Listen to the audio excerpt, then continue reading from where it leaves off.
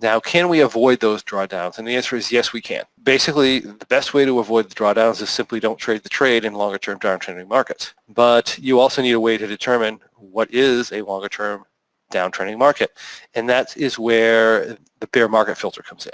Now, I'm going to show you how to set that up in Thinkorswim.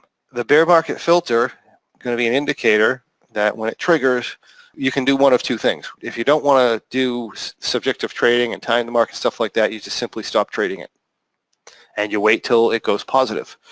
If you are a subjective trader, you can do something called timing entries. I wouldn't do this in a bullish market.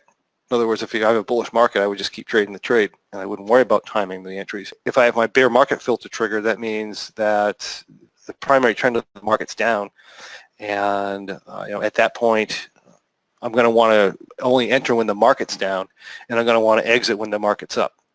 So I'm changing my procedure a little bit in doing the bull trade. In other words, I'm being subjective. So you'd want to use the bear market plus technical analysis skills, and we utilize things like scaling entries and modifying exits or bouncing out of the trade when we get bounces in the market.